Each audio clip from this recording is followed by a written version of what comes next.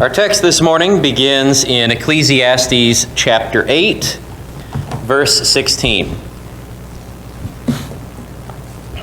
Ecclesiastes 8:16.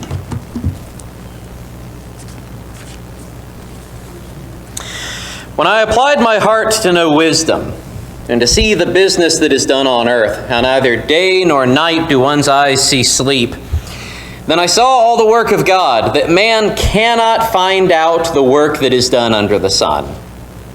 However much man may toil in seeking, he will not find it out. Even though a wise man claims to know, he cannot find it out. But all this I laid to heart, examining it all, how the righteous and the wise and their deeds are in the hand of God. Whether it is love or hate, man does not know. Both are before him. It is the same for all, since the same event happens to the righteous and the wicked, to the good and the evil, to the clean and the unclean, to him who sacrifices and him who does not sacrifice. As the good one is, so is the sinner, and he who swears is as he who shuns an oath. This is an evil that is done in all that is done under the sun, that the same event happens to all. Also the hearts of the children of man are full of evil. Madness is in their hearts while they live, and after that they go to the dead. But he who is joined with all the living has hope, for a living dog is better than a dead lion. For the living know that they will die, but the dead know nothing. They have no more reward, for the memory of them is forgotten. Their love and their hate and their envy have already perished, and forever they have no more share in all that is done under the sun. Go, eat your bread with joy, drink your wine with a merry heart, for God has already approved what you do. Let your garments be always white, let not oil be lacking on your head. Enjoy life with the wife whom you love all the days of your vain life that he has given you under the sun, because that is your portion in life, and in your toil at which you toil under the sun. Whatever your hand finds to do, do it with your might. For there is no work, or thought, or knowledge, or wisdom in Sheol to which you are going. Again I saw that under the sun the race is not to the swift, nor the battle to the strong, nor bread to the wise, nor riches to the intelligent, nor favor to those with knowledge. But time and chance happen to them all. For a man does not know his time. Like fish that are taken in an evil net, like birds that are caught in a snare, so the children of man are snared in an evil time when it suddenly falls upon them. I have also seen this example of wisdom under the sun, and it seemed great to me. There was a little city with few men in it, and a great king came against it and besieged it, building great siege works against it. But there was found in it a poor wise man, and he by his wisdom delivered the city. Yet no one remembered that poor man. But I say that wisdom is better than might, though the poor man's wisdom is despised and his words are not heard. The words of the wise, heard in quiet, are better than the shouting of a ruler among fools. Wisdom is better than weapons of war, but one sinner destroys much good. So we've seen over the last couple of readings that King Solomon has been considering that righteousness and wickedness, wisdom and folly often make little difference in this life. Again, that's important to remember. He's talking about this life. It makes little difference in this world, whether one is righteous or wicked, whether one is foolish or wise. At least not the kind of difference that we would hope that it would make.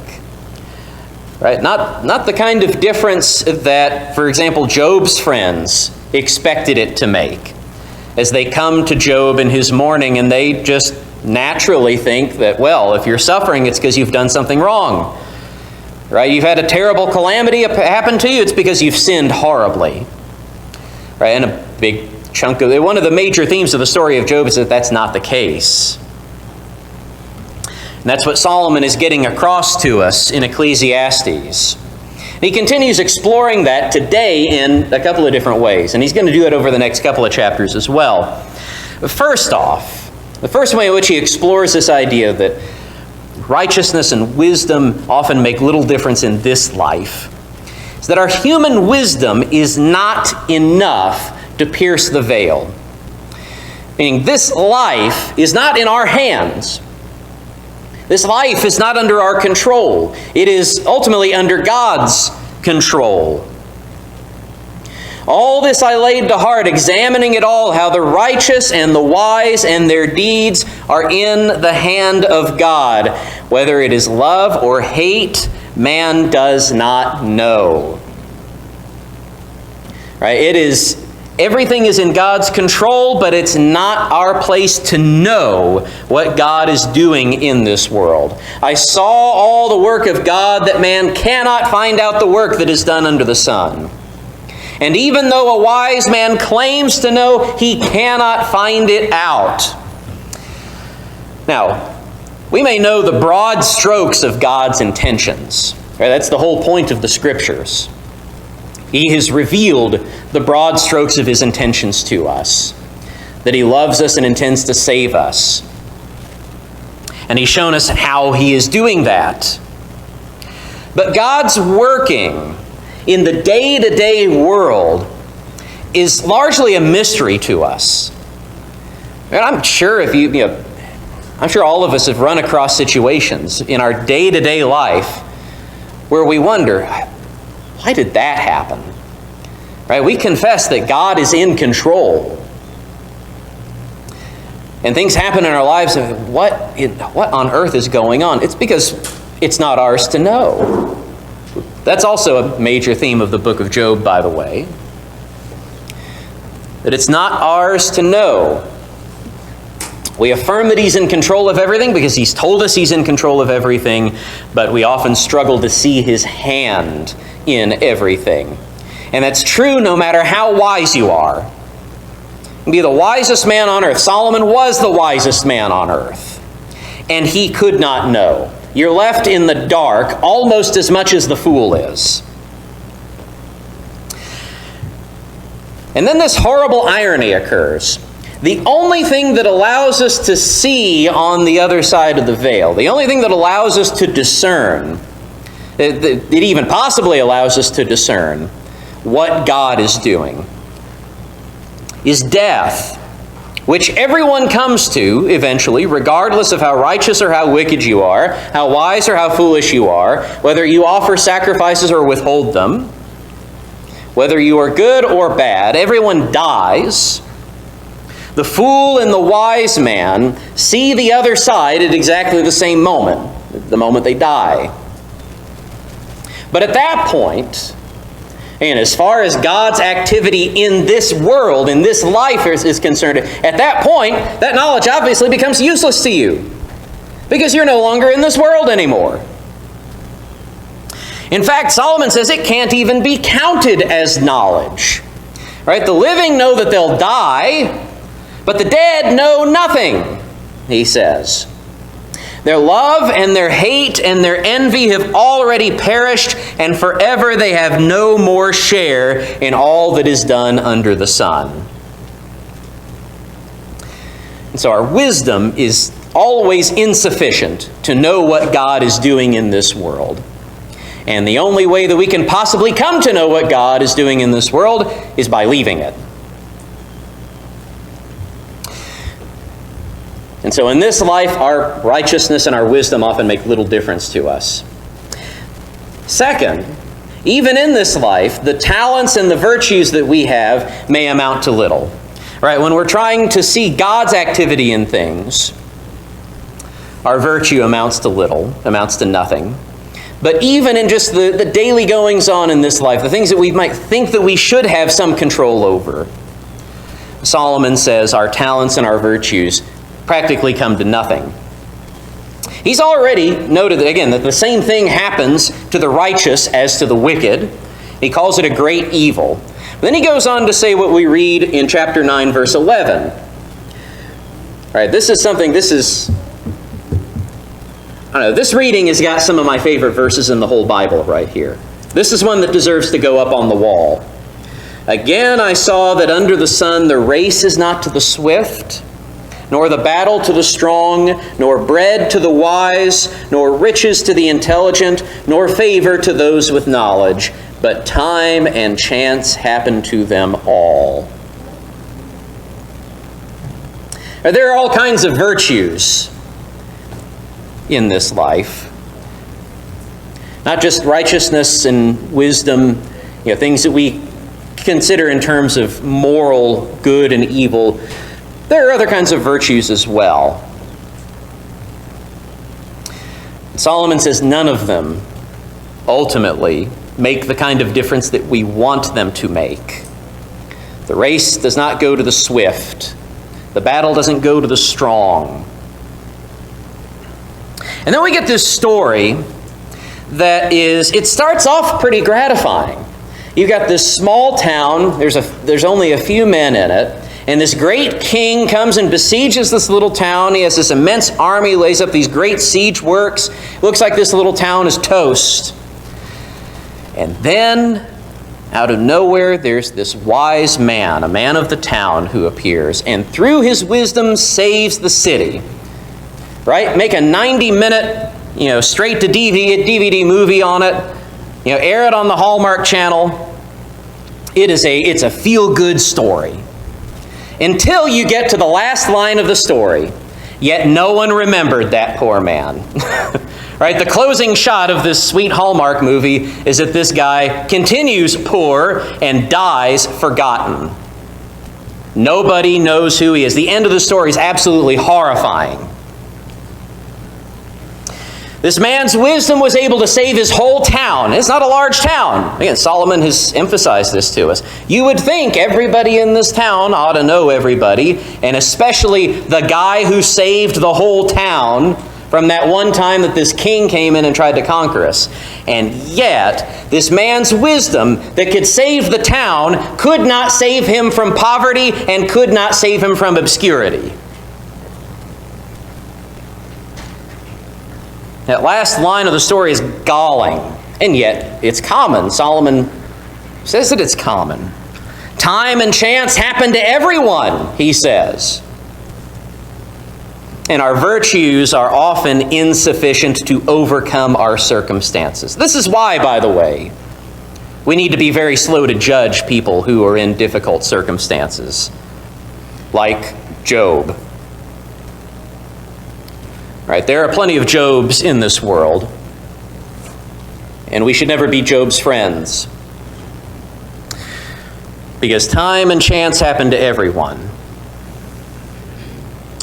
Now, Solomon has been doing this for a while in the book, right? He'll tell us how meaningless everything is. But he doesn't leave us, at least he doesn't say we should be left at the point of despair. As he's done already a couple of times in the book, Solomon calls us to appreciate this life for what it is. I feel like we've said several times over the course of this series that Solomon encourages us to appreciate our lives for what they are. But Solomon keeps saying it, so we're going to keep saying it. But we have to recognize the limitations of this life. We have to recognize how limited we are, even with the great gifts that God has given us. But that doesn't mean that we wallow in despair. It just means that we appreciate life for what it is and don't try to make it something that it is not. Our wisdom and our skill, again, Solomon says that these are good things. Right?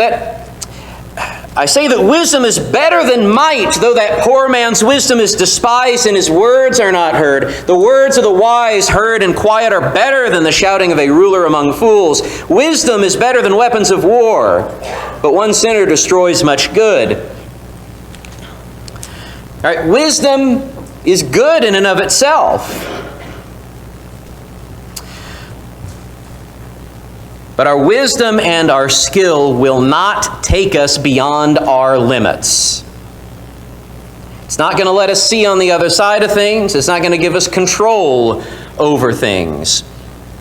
And so we shouldn't spend our lives trying to make wisdom and virtue do things that they were never designed to do. Instead, we recognize our human limits and live gratefully within those limits. Because Solomon confesses that life is good. He who is joined with all the living has hope. For a living dog is better than a dead lion, he says. And so Solomon tells us something again. He's already told us before in the book. Go, eat your bread with joy, drink your wine with a merry heart, for God has already approved what you do. Let your garments be always white. Let not oil be lacking on your head. And then he comes to what is another one of my favorite verses in the whole Bible. His phrasing with this is just perfect. Enjoy life with the wife whom you love all the days of your vain life that he's given you under the sun. Fellows, when was the last time you turned to your wife and said, I dearly love you and will love you all the days of my vain life? Life is good, but we recognize the limits. Whatever your hand finds to do, do it with your might, for there is no work or thought or knowledge or wisdom in Sheol to which you are going. And so the call this week is to live within our limits, to recognize God's control over all things, to not try to take his gifts of wisdom, righteousness, virtue, and turn them against him, in fact, by trying to take control of things that we have no control over. We call on everyone. We said earlier that we know the broad strokes of God's intentions, because again, he's revealed them to us. That he loves us, and that he intends to save us in his Son. And so we call on everyone to accept that gift of God's grace. Believe in the good news of Jesus Christ. Turn away from the life of sin. Confess Jesus as Lord. Be baptized into his death, burial, and resurrection for the remission of your sins, and live the good life as God gives it to you. If you're subject to the invitation, won't you come as together we stand and sing?